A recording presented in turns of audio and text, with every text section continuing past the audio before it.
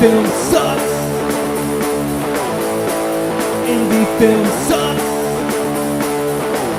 It's the Indie Film Sucks podcast. Yeah.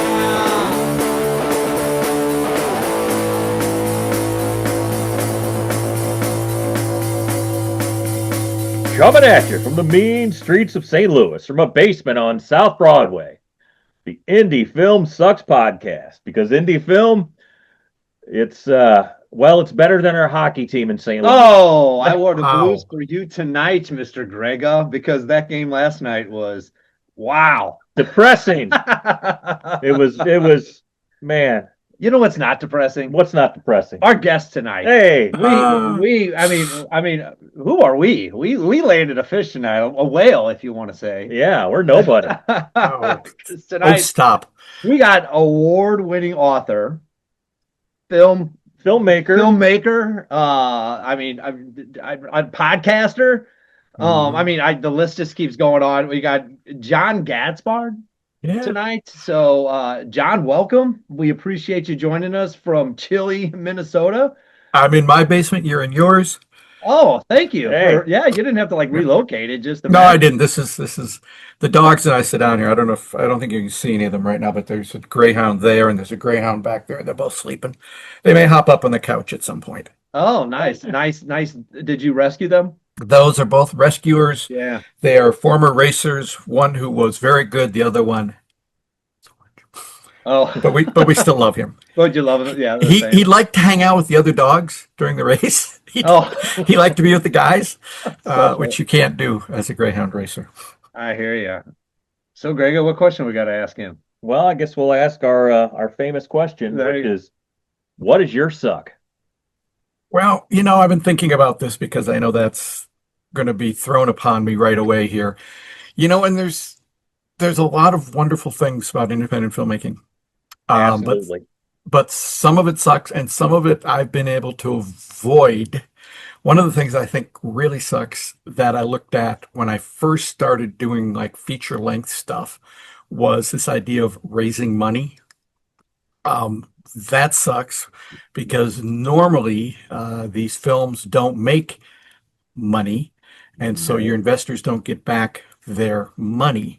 And the problem was at the time I started doing this, and I've been making films since I was 12 or 13, but doing features since I was 16 or so, and got into more expensive stuff in my 20s. I still feel like I talk about a drug problem. Well, I suppose it sort of is. It is. And one of the things I noticed because I started interviewing filmmakers was that the only people you ever heard about were the ones who successfully raised money and got their film out. And that was a very small percentage of those of us out here making movies. And so we never heard about the guy who lost his house because he put his mortgage against his film, or lost his marriage because he didn't tell his wife he put his marriage against the film. I mean, there's so many stories of people putting everything into a movie and showing it to distributors and nobody wants it. And then what do you do? So that part of filmmaking sucks. And I've spent the majority of, if you want to laughingly call it a career, going out of my way to make movies that don't require other people's money, A, and B, don't really need to get the money back. Nice if they do. It's nice if you get something, sitting on Tubi or Roku or Freevee or something, and you get a few shekels every month. But it's so much easier on every part of your life if you just start out with the notion of raising money sucks, so I'm not going to do it. I'm going to find a way to do a movie without someone else's money. I think you summed up most of our audience and understanding that. And I think that comes from your wisdom and of course, you wrote a book on it. I've also interviewed probably 100 filmmakers over the years. Yeah. For the books that I've done. Well, here's the best example. I did a movie called Beyond Bob around 1991-ish. It was shot on 16 millimeter film. Hmm. Cost about 28 to $30,000. Still has not made that money back. Great little movie though. Very happy with it. We got accepted to a big film thing in New York, kind of a film market that they had at the time, and went out there. And there's 100 different movies that are being shown over 5 days or something. And we got a slot at like 8:30 in the morning after a huge party. So there were Nice. like Yep. five people, and nobody bought it. But I hung on to the catalog from it, and a few years later, paged through the catalog. And of the 100 movies, some were completed, some were partials, whatever. Some were just showing trailers. But there are 100 people working on features there. I recognized two names in the 100 films in the catalog: my movie and a movie called Clerks. Nothing Really? else was recognizable. And that's a pretty good ratio of what's going to happen when you go out with your movie is you're going to have 1 out of 100. You're going to have that unicorn that pops up. And, one of the reasons Kevin Smith is successful is beyond the fact that he made Clerks was he was ready to go with the next movie when somebody said, "We liked your movie. What do you got next?" And he said, "Oh, Mallrats." And he was ready to go. And he kept generating material. Whether you like what he does or not, he's a smart guy and he's kept things going, which is one of the lessons in the book is have something ready to go. I didn't have to worry about that because nobody came up to me and said, "What do you have next?" And it was fun. It was in New York, and the cast had come with me, some of the cast, and we had a good time, ate some good meals, and it's fun seeing a movie on a big screen, even if there's only five Absolutely. people in the theater. So that And, one and didn't really make money back, but it was and has been a great experience. So, well, hold on. no, good. Yeah. So here's what I contend specifically with Clerks, which it's a good film. It's a great first feature, Mhm. but I think if that film were made today, it would go nowhere, Mhm. and Kevin Smith would still be working in a convenience store minus his $30,000 or whatever he spent on that. Right. And he'd probably agree with you on that. It was partially having what was felt by Robert Hawke, who was the guy who grabbed it, something that was very marketable. And so he was very lucky. He Yep. was Yeah. in the right place with the right film at the right time. And it might have entirely possible that if Robert Hawke hadn't come in and had gone across the aisle and watched another film, he might well be still working at the convenience store. There's so much of it is luck, but also preparation favors lucky people and having No, stuff ready to go. he was absolutely ready, and I know you talk about that in the book. And he was absolutely ready for when his moment hit to Mhm. take advantage of when he got noticed or had that little crack in the door, right? Right. So I think that's important. And I think you look back at and I'm looking at your IMDb page here. So back in 91, 93, that time frame, I would say, yeah, 1 out of 100 because you only had so many outlets. Yeah. Well, let's talk about 2026. That's one Yeah. in 10,000, one in a Could hundred be. thousand. Yeah. I have no idea. I have Yeah. no idea. I mean, Crazy. there's professionally produced shows that have been running on TV for years that the three of us have never heard of, but they have enough of an audience that they're doing just fine. And that's the way it is with movies. Yeah. Yeah. So that's the downside. The upside is it's never been easier to make a movie. It's never been easier to make a good-looking movie. Oh, yes. Never been easier to 100%. make a cheap, good-looking movie. Yes. If if you have a good script, that's your starting point. Yep. Uh, Having a bad script is never going to make a good movie. No. So, I mean, that's one of the things. I don't want to keep harping on Kevin Smith because, I mean, No. Great. but We use him all the time. Great example. okay, It's a great because he example for spent independent. a long, long time working on that script. And although it may seem improvised, it is not improvised. um, and having, uh, he's a very smart guy. Uh, uh, and he was smart enough to know I can't put great production value on the screen, but I can put something on paper that is going to be at the very least interesting to people like me And he was right. And there's a rabid following for all things Clerks, and has recognized that and has gone back to it again and again when he needed to get something made. Yeah, and it really just kind of hit that perfect wave at the right indie Hmm. time in the early Yep. 90s.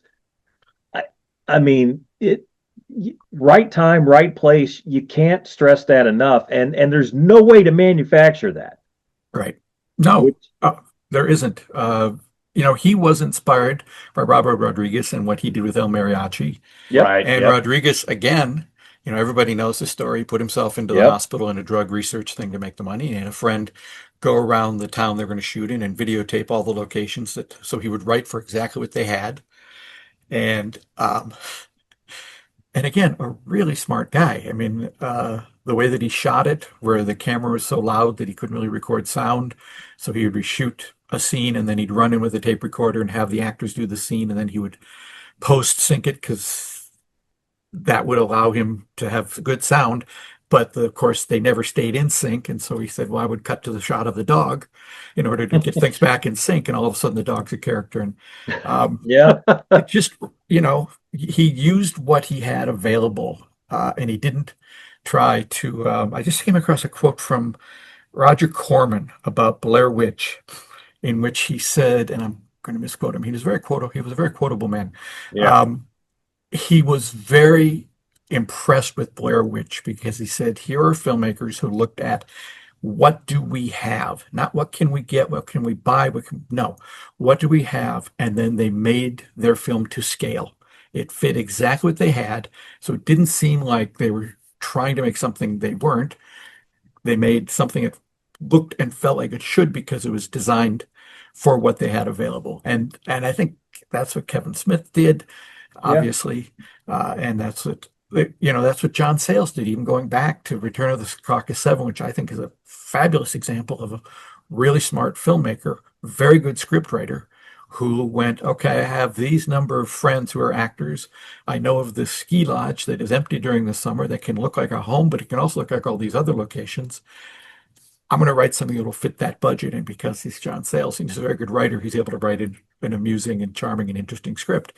But again, it all stemmed from, what do I have available? And even better, what do I have available that's a little bit unique that Yep. that nobody else has? That's Yeah. a huge lesson. And I would say, going back to Blair Witch, the best thing about that is that it's an okay film with awesome marketing.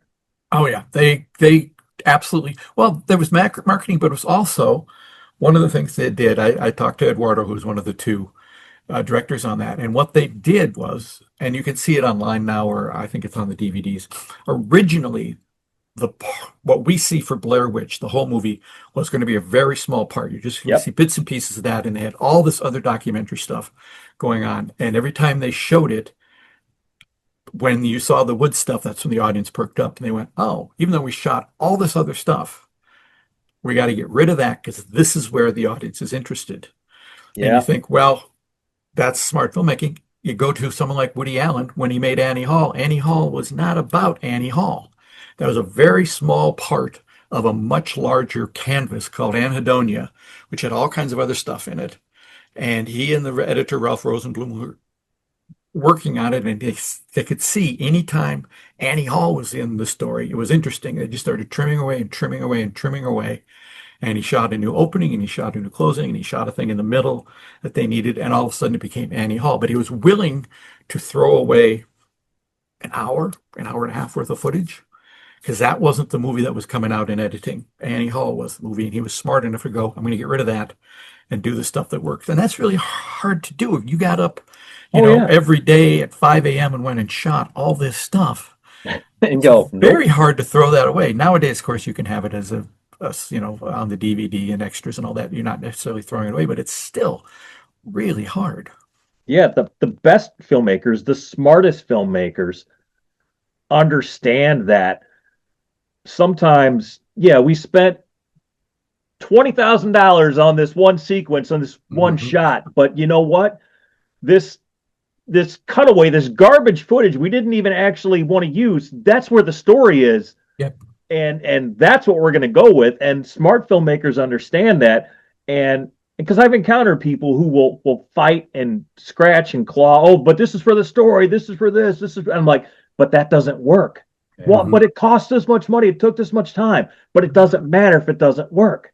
So And yeah, that's if you are writing and shooting or having someone shoot and you're directing and then you're going back and you are the editor, really hard to do that yes, I because you agree. know what it was like to get up that morning. Whereas if you work with an editor who wasn't there, they don't care. They have no, yeah, they're not right. invested in that at all. They're looking at the footage and going, "Where's the movie?" And as in low budget independent filmmakers, once you get away and you can separate that, because some of our first stuff was directed, edited, written by this man right here. But I will say this: I've had to edit most of my own work, but I never wanted to. I Uh, always wanted that other objective eye. In our last feature, we brought in. Finally, we were able to bring in someone from the outside. I'm like, I don't want to cut this movie And because world of difference, yeah, I think, even from a thought process going, I didn't even see mhm, it that way, right? I couldn't get past mhm. this portion, which is human Yep. nature not to be able to get past it, right? You yeah, got Yep. all your blood, sweat, and tears for years thinking about the story from the time it came into your head to the time that last shot is shot. Now you just need to turn it over to somebody else and go, what do you see through the lens? Yep. Right? What do you see through my eyes and my creation? And now you do what you do best, which is take a bunch of stuff and compile it into probably, something better. yeah, right, the But that's essence of hard it. to do. That's It's hard to very give hard. it away. If you've been used to doing it, it's very hard to give it away. Very hard to do. So why the gap in, am I reading that right? Why the gap in the film? I know you're a writer and that's your Mhm. that's your bread and butter, right? And we'll get into your book here in a second more, and we're kind of dabbling in a little bit. But why the gap in the movies? It looks like you went from like 2000 or 90s, late 90s or early 90s into like 2013. There's stuff, I don't know if everything is listed there. My Okay. day job, I'm retired now, but my day job for 30 years was I was a writer and a producer for corporate events and corporate videos. So I worked for a Okay. company that made stuff for Fortune 500 corporations. We did their videos, we did their live events. Um, and so I didn't always have a whole lot of time to do other stuff. But it also connected me with the world of actors and the world of video people. So I had access to wonderful, talented people.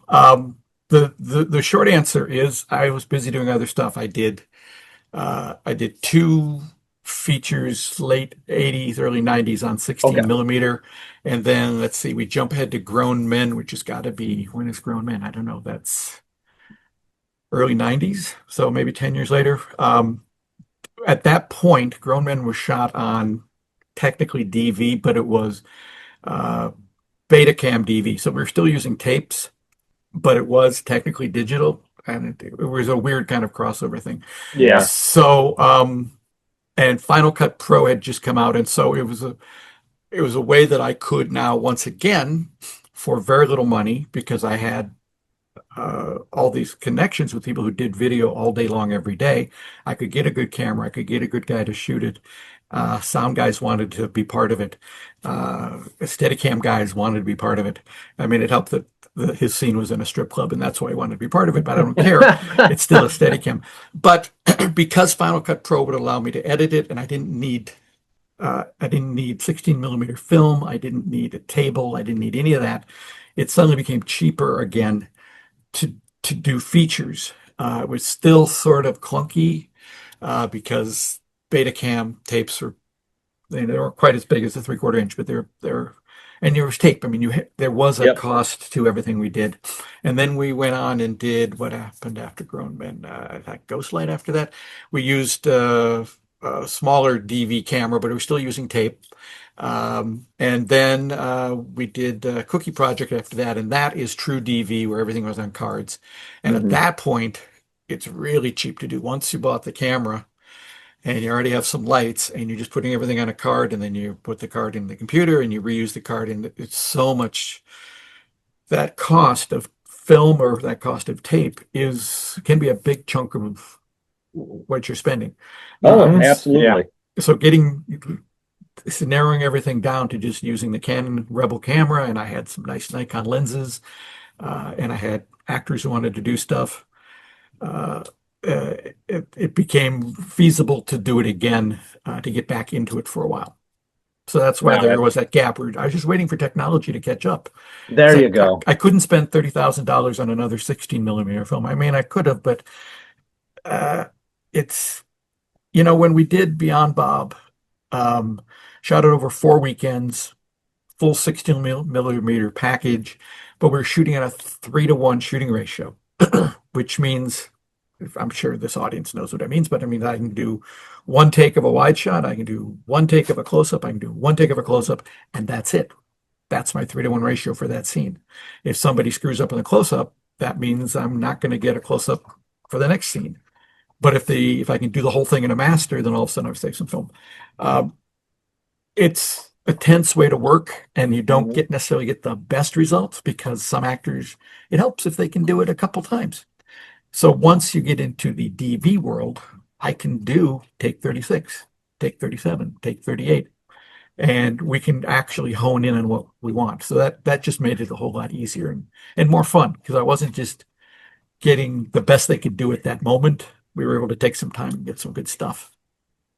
So yeah, you strike me as someone who's not a film purist because I started in '99 and I've never shot anything on film because it's too terribly expensive, and just like you said, the 3-to-1 ratio, it's too stressful. It's too Very stressful on a stressful. tight budget.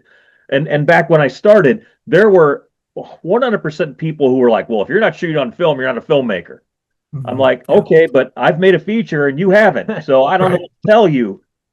So Well, yeah, it works both ways because back when I was in college, I made a couple features on what was then 3/4 inch videotape, basically news camera yep, tape, that the college had a lot of that they weren't using. And they had a lovely facility off campus called University Community Video. And video was kind of all the rage then, but it was video as a form of self-expression. And they would see us come in with our tapes, and we're putting together this murder mystery. And someone actually said to me once in a very haughty way, well, you're just using videotape as cheap film. And I said, yes, we yeah, are. Absolutely. And I have no problem with that. No problem at all. absolutely, Yeah. So I'd like to have the nicest image possible, right. but I also like to have a decent number of takes and a decent number of setups. I mean, sure, every filmmaker I think would want to shoot on 35 millimeter or, God knows 70 millimeter, but, most people don't have the budget to even process a minute of that, much less Right. shoot a feature film on that. So, Well, we might be showing our age here with that because those filmmakers who've been brought up on DV, who've been brought up on, let's roll the camera. Now, are you guys ready to go? Is any other questions? Okay, well, whenever you're ready, why don't you just go ahead? And then you're halfway through the scene. No, don't cut. Keep. Let me just try that again. Do it this way. Stuff you could never do with film.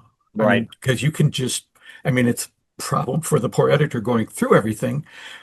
But those filmmakers might go, I don't want to go and use 35 millimeter. I don't want to have to say cut at the end of everything. I don't want to break the mood by saying action. I don't want to have to stop every 12 and a half minutes or whatever it is so we can change roles. I don't want to do that. I like this other way of filmmaking. So the film thing has a nice look, but it also has some downsides. Oh, yeah.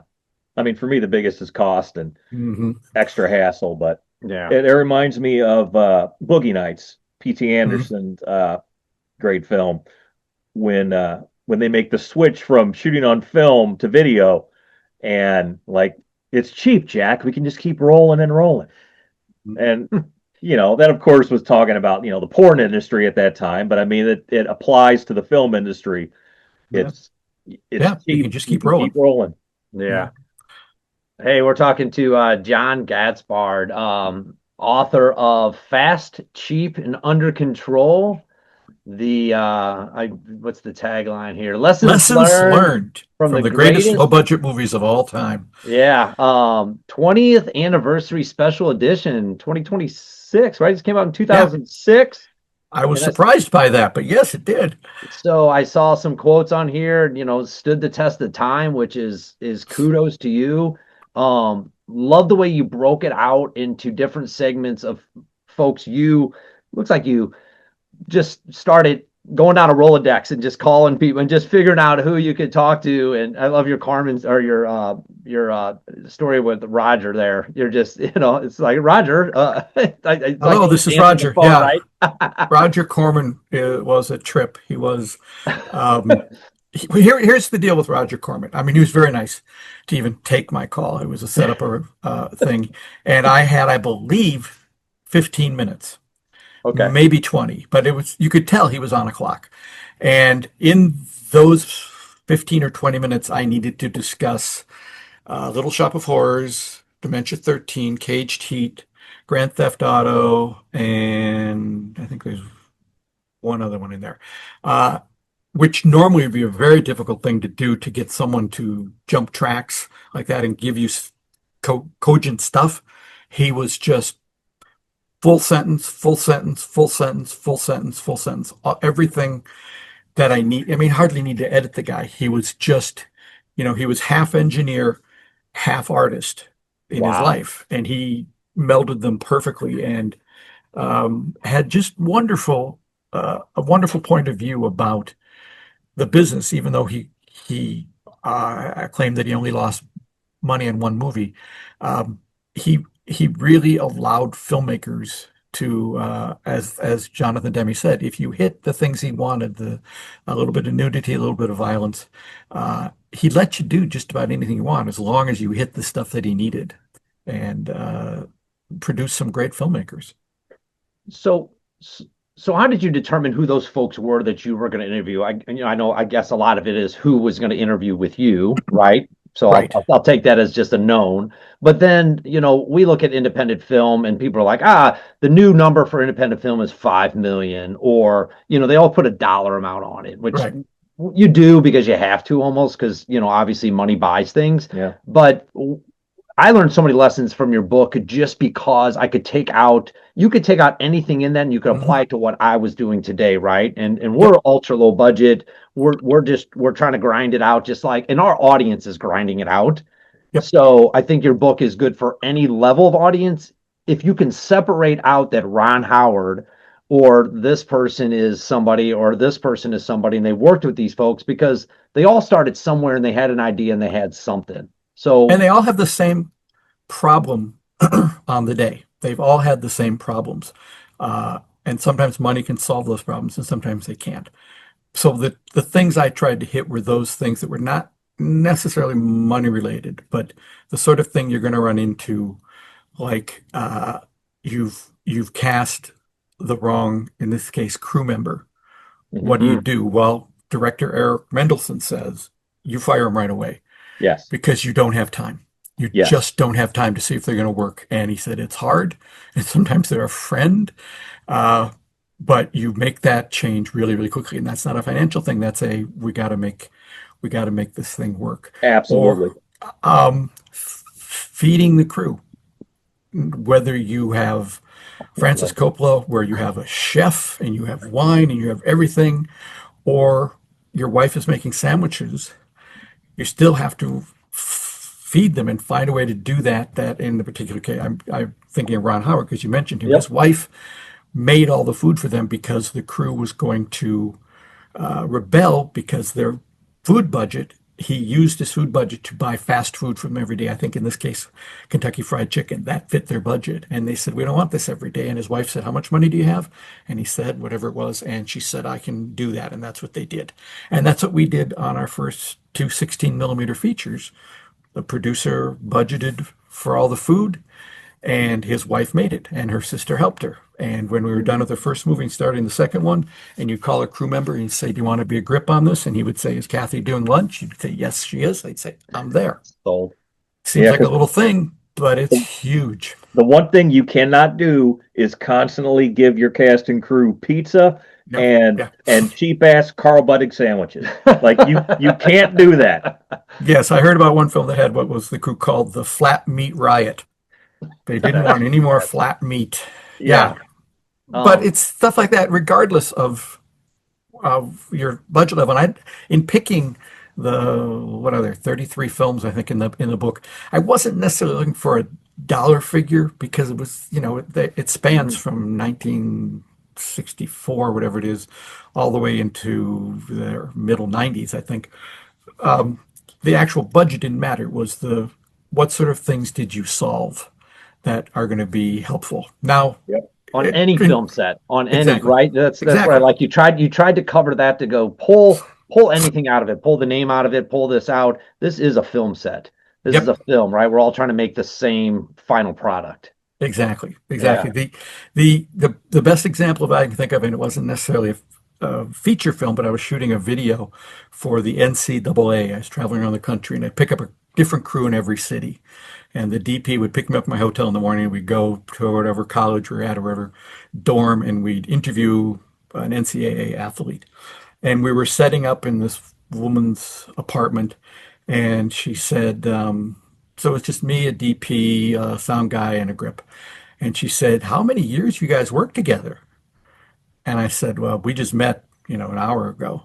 And she said, "But you talk to each other like you've known each other for years." She heard us talking about what we needed to do on the set. It's like, well, in that sense, we do know each other. We've all been on sets. We all know what, as soon as you walk in, you go, well, that wall there, that's a mirror. That's going to be a problem.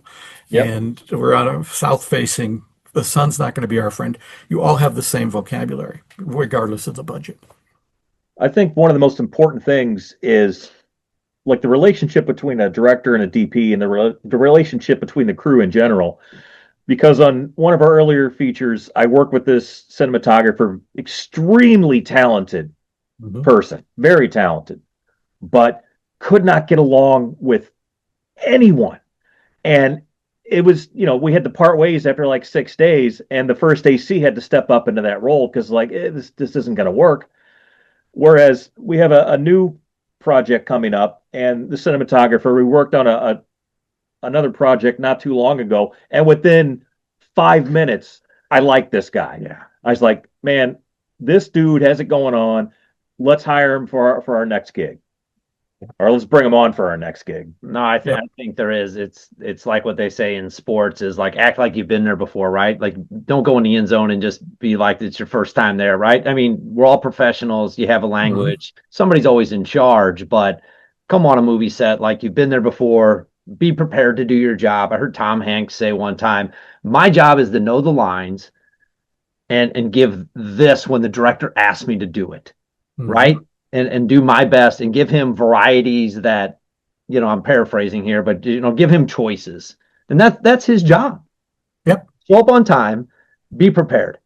That's Yep. basically he's boiled it down to simplicity. And I go, man, that transcends any level. That trends a high school play. I mean, Yeah, and when you find these people, as Charles Dickens said, you bind them to you with hoops of steel. You just want to hang on to the ones Yes. that the crew wants to show up for. yes. And it's also important to recognize, like Tom Hanks does, that it isn't just Tom Hanks. It's the focus puller.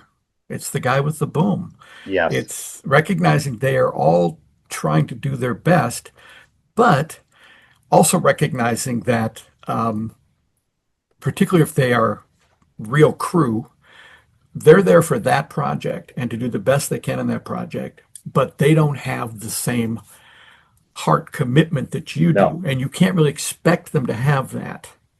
You expect them to be professional and to help you solve problems all day long. But you're going to be far more passionate about it than they are because they simply don't have the heart space to do that with every project that they're on. Yeah. Yeah. Absolutely. And that's fair. That's extremely Yeah, fair. there's nothing wrong with that. I mean, it's essentially a mercenary job, like and I'm not saying it in a bad way, No, but mercenary comes in, does what they're paid to do, ideally does it very well, but then they move mhm. on to the next job, and They're the gunslingers. Let's call yeah, them gunslingers. yeah, Yeah, they and come in and do the thing they can do. yep, and then you have to be the person who remains behind and puts all the stuff together. Yeah, Yeah. people forget it's something we learned with our 16 millimeter features that we're still dealing with how many years later. When you're producing a film, regardless of whether you wrote it and directed or whatever, when you are the producer and you are taking care of the finished product and you're uploading it to Film Hub and you're tracking it or you're doing all the festival stuff, 10 years down the line, you're still the producer of that film. And you're still in charge of all the elements. And if something happens, like someone who played a decent part in the film all of a sudden turns out to be Brad Pitt and is very famous, you go, oh, now this movie has a bit more value. Yeah. You have to know where all the stuff is, and you have to deal with all the stuff and take care of it, which is why, so many films can just disappear because the guy dies and his family has no idea what to do with it. And they go on, I don't know, I'm sure there's a copy somewhere, but I don't know what all this old film is. We'll just throw this out. I don't know what these old tapes are. We'll throw those out. Boom, the movie's gone. Yeah. I'm going back to, I think, the intro here, and you quoted Ron Howard, which was the inspiration for your book. And I love the quote. There's not a day that goes by when I'm working on a film that I don't, what's he say? I don't, hold on, draw from something that he learned from making his first film, Grand Theft Auto. And man, we talk about that all the time, is you can't be Francis Ford Coppola on your first movie. Some people get lucky, some people do. Unless you're Francis Ford Coppola. Well, as talented as he, everybody goes through the grind, right? Everybody. Yeah. So pulling from that, and I think that when you said that statement is my inspiration for this, and you just went, bingo, I got it. And I saw the way you kind of pulled that together and go, everybody's got a first Grand Theft Auto. Yeah. Ever. That's sort of what I was looking for. Okay. I was also looking for, people where I could have access of some kind. Although I didn't interview everybody in the book, I did get interviews from everybody in the book. And also, in looking at the movie, were there lessons? For example, somebody said, why don't you have Plan 9 from Outer Space? That's a very famous low-budget movie, and yes, it is. But I don't know what lessons I pull out of Plan 9, except, you've got to find a way to stay excited about your project, which Ed Wood knew how to do. He knew how to be excited and get people excited to be in it. I don't know if it's totally exaggerated in the movie Ed Wood, but he had a certain amount of enthusiasm, which was infectious, and he got the movie done. But beyond that, I don't know what other practical lessons you take. So it had to be a movie that I could get 4, 5, 6 lessons out of that would be really reasonable and helpful to anybody standing on a film set or sitting in an edit bay. So again, going back to how did you choose that? Like, obviously you can pull Ron Howard's quote and go, okay, bingo, here's a movie, right? I can go start working on Roger and all these folks. So how did you do that research in order to find those films, to tell those stories, to tell the lessons? Well, I started with Ron, and then looked at the Corman folks. Peter Bogdanovich, that was the other one in there. They each had a first thing, and they each had good lessons. And in the case of that, once I got a hold of Roger Corman, I kind of had a bunch of very good stuff from him that I could use. And then there's a lot of extant stuff. And then in the case of Ron Howard, apparently he's too busy making feature films. However, at the time, his father, Rance, was still alive, and Rance is the co-writer of that film, and was very happy to talk about his work on it. And Rance has been in, I think, until he died, he was in every Ron Howard film, just like Ron's brother Clint is in every one of them. Rance is, excuse me, always in his films. And his co-star in the movie was an actress named Nancy Morgan, who I'd actually worked with on a TV series. So I could reach out to her and say, hey, Nancy, can you talk about this process?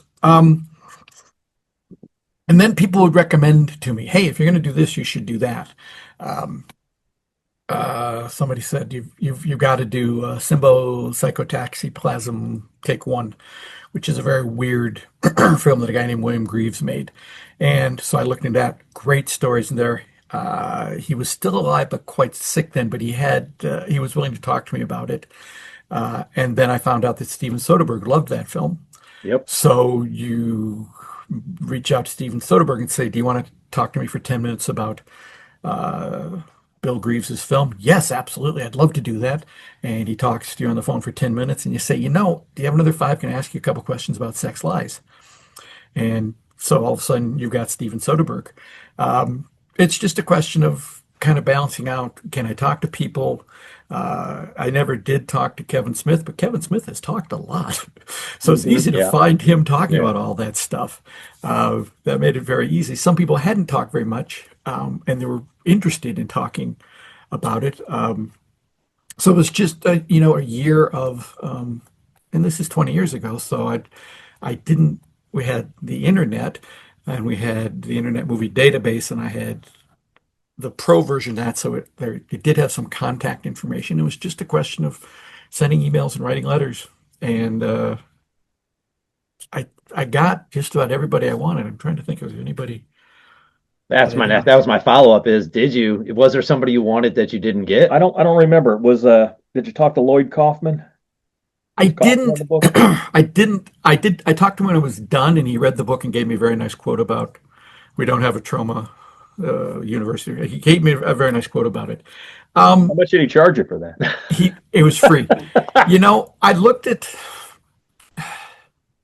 I don't want to disparage trauma films, but it's a very specific niche. It is. With a very specific goal and audience. And I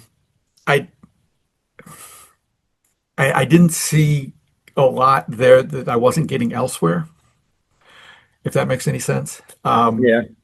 So yeah, I didn't approach him.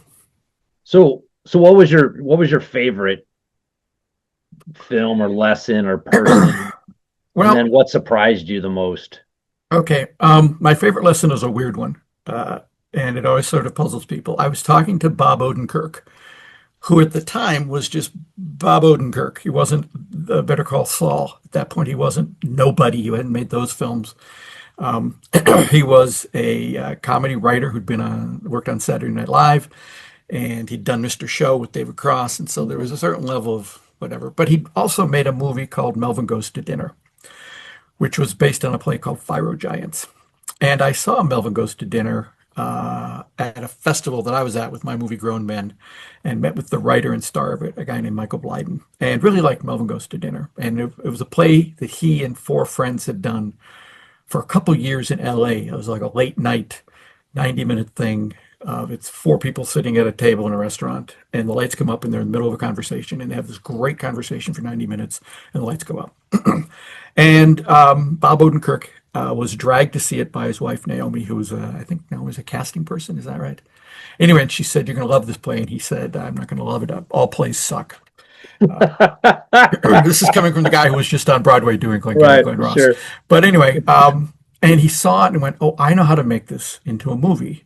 I'm going to take this cast, and we have small digital cameras, and over the course of a night, we're going to shoot the whole thing in a restaurant, and then they each tell stories, and we'll cut away and shoot the stories in different formats." Anyway, the advice that he gave me, and he's obviously a very smart guy, but for someone who's a comedian and a funny guy, he's not on when you talk to him. He's a sensible, normal guy.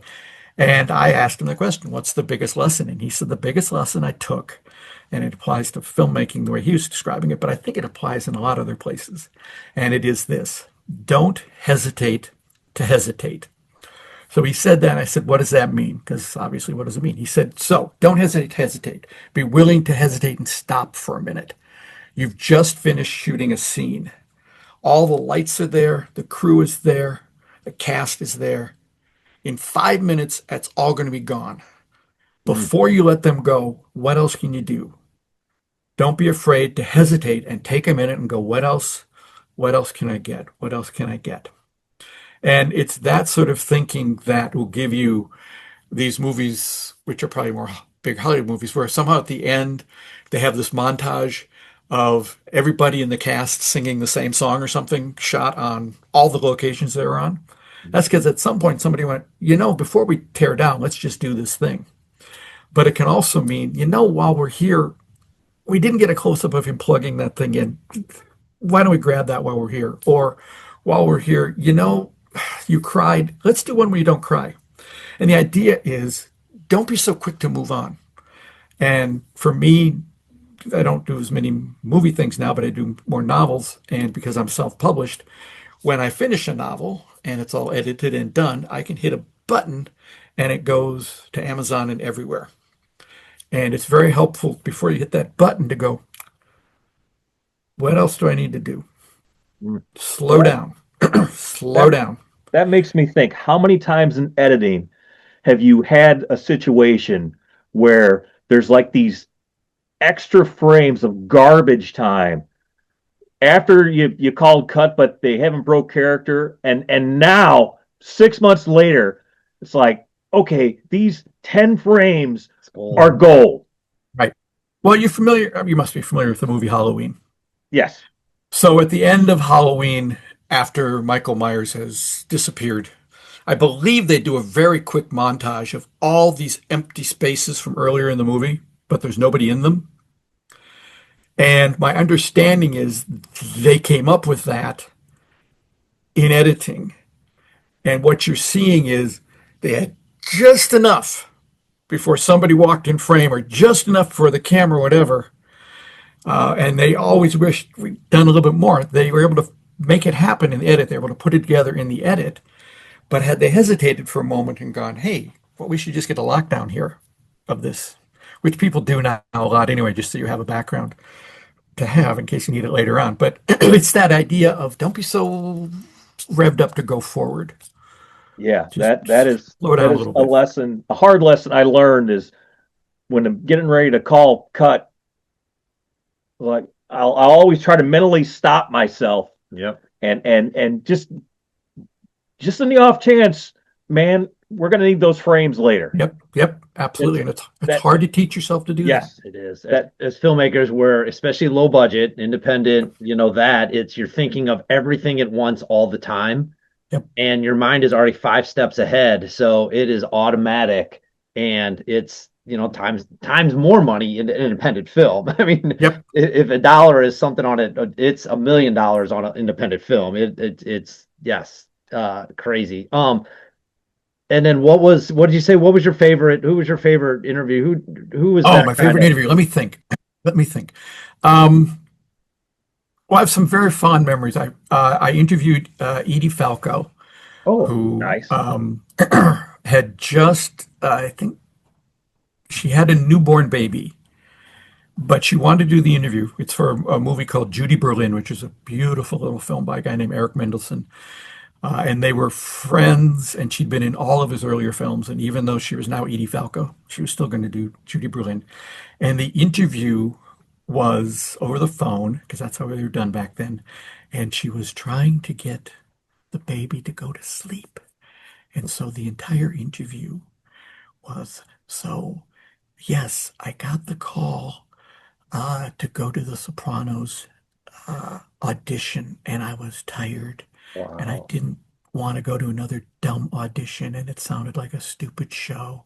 But the whole thing is at a whisper level, which was very fun, very, very sweet. And now that I think the kid's in college or beyond college or something. So she was great. Alan Cumming, who made a movie with Jennifer Jason Leigh called The Anniversary Party, did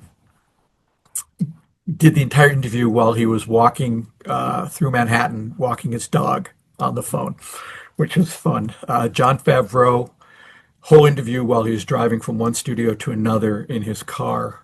Henry Jaglom did the same thing. Henry Jaglom talked to me in his car as well, which is, I guess they're just using time really, really effectively. Which one of those would be the favorite? I don't know. The fact that they're willing to take the time. Maybe my favorite was Griffin Dunn, who, I've always loved since American Werewolf in London. And he made a sweet little movie called Lisa Picard is Famous. And I had just interviewed L.M. Kit Carson, who was in the movie David Holtzman's Diary, which was a classic fake documentary, probably the first fake documentary. And then that character shows up in Griffin's thing. And Griffin was at a mix for a feature and had just left and was in a conference room. And I said, I don't want to interrupt you. He said, no, they can go on without me. This is important. I want to talk about this movie. And that was the attitude you got from everybody was, no, no, no, no. I want to talk about my movie. I like your premise about what can I learn, and I got stuff I want to tell you, and they all just dove in that way, and that enthusiasm was really fun.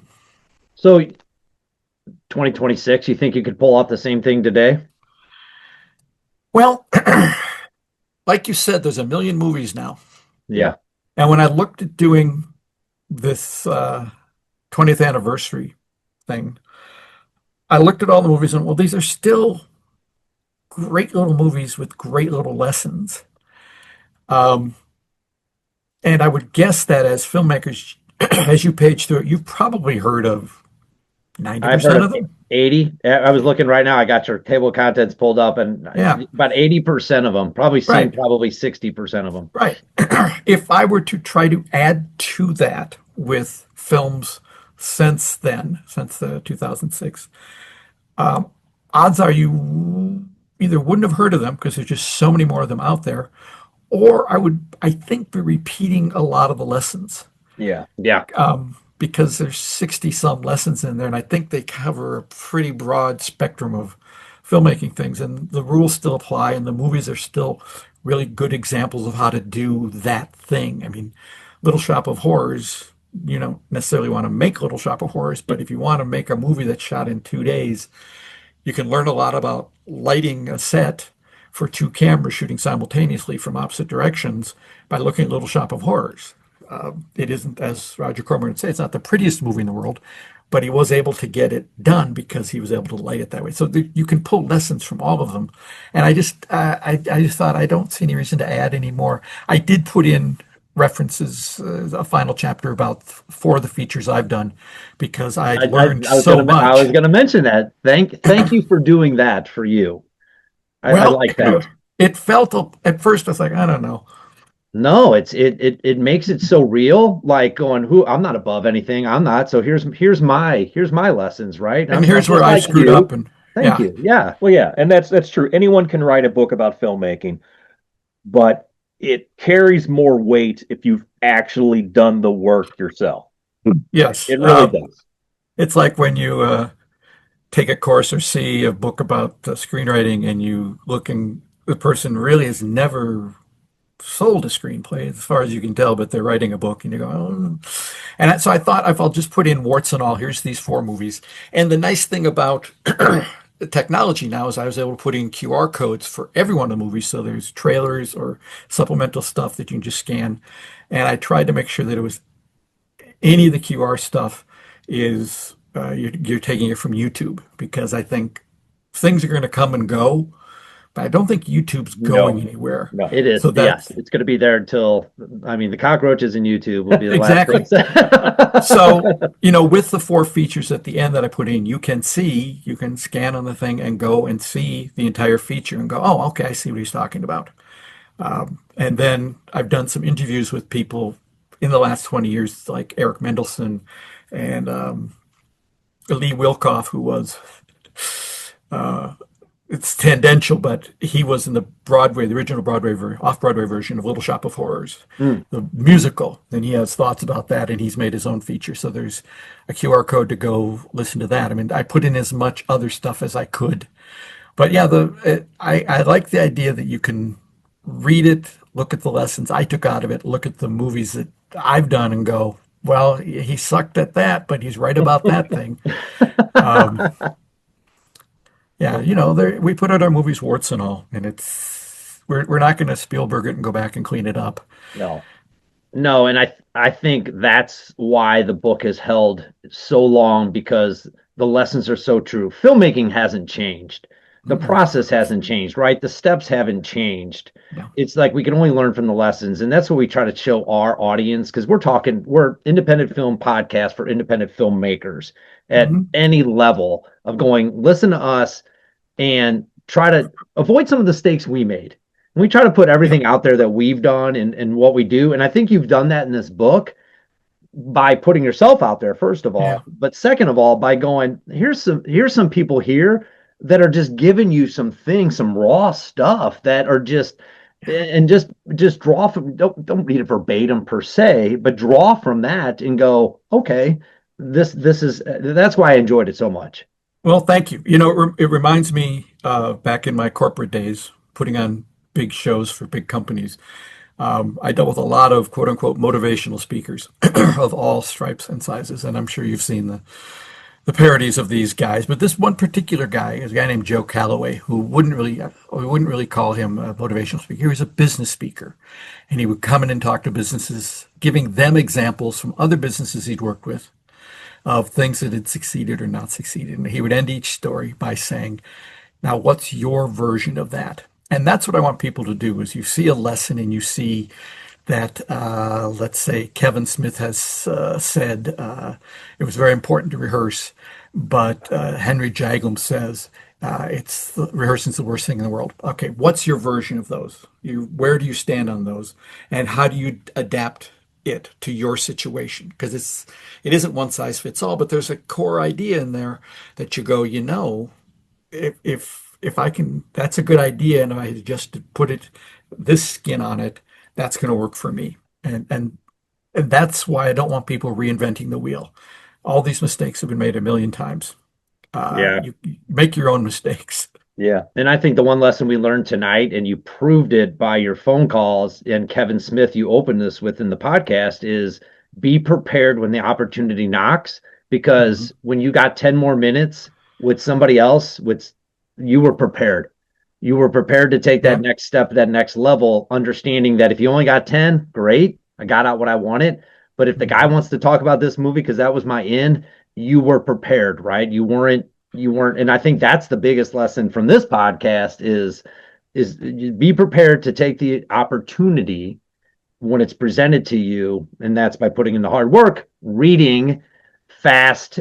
What is it here? I lost cheap, it. and under control. Fast, cheap, and under control, because the movies are fast, cheap, but you got to be under control. Got to be under control. Can I give you one more lesson that I think is absolutely? If you've listened to this entire podcast and you're not going to take anything away, take this away.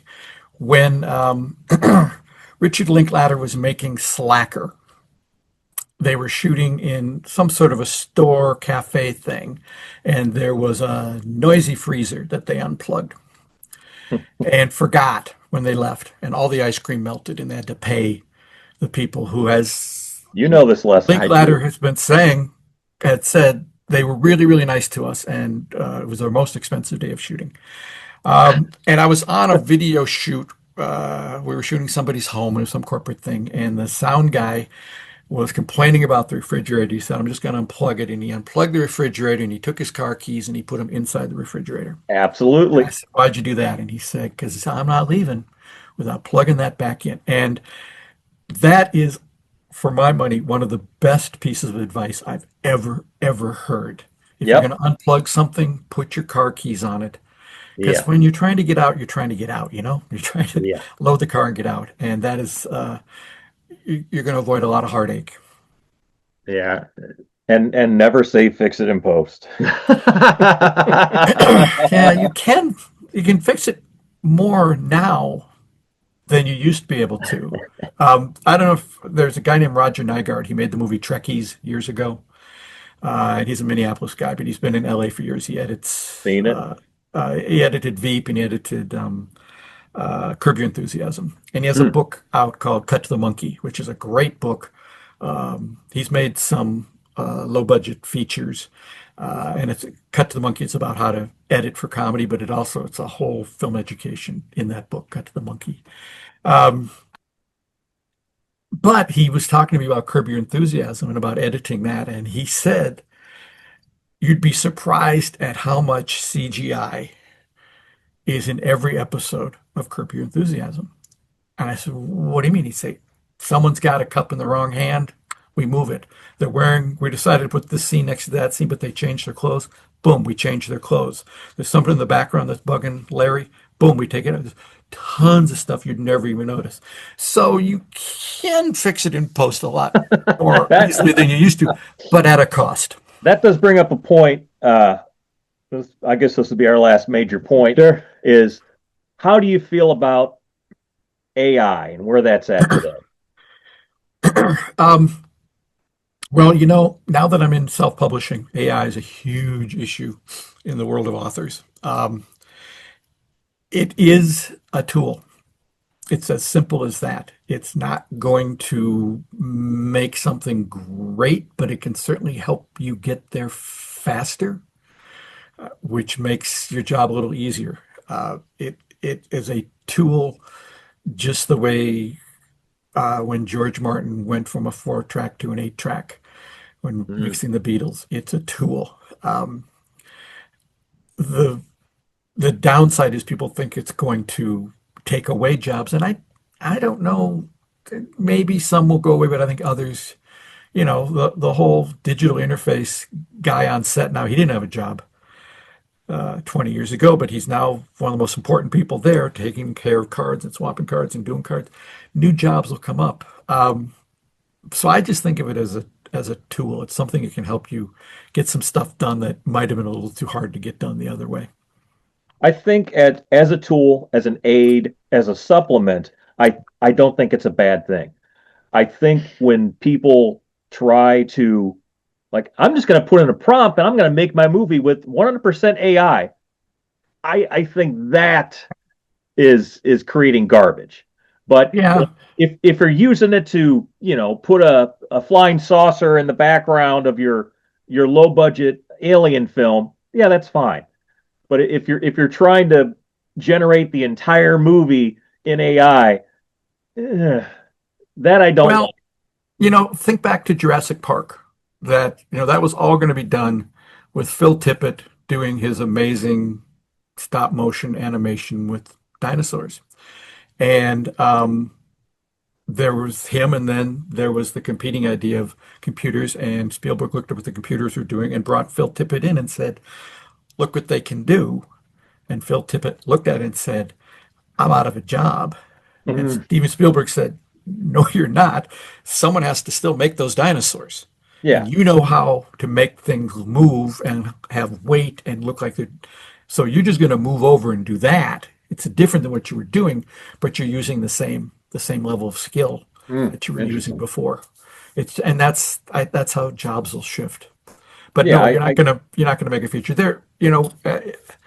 I don't know if you guys have it there. We watch TV on our Roku box, mhm. and some of the stuff we watch has ads. And there's one ad that keeps popping up about some channel they have, like Friendly or Freely or something, and it is 4 quick vignettes. It's a farmer who's mad about his bill, and there's a mother holding a baby, and there's an old man with a thing, and it's all AI, and it's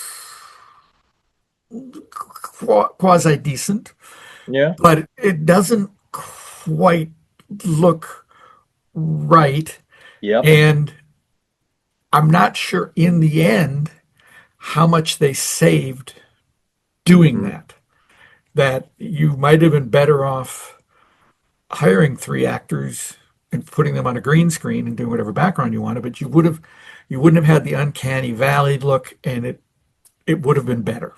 yeah, But somebody somewhere sold them something, and that's what they did. But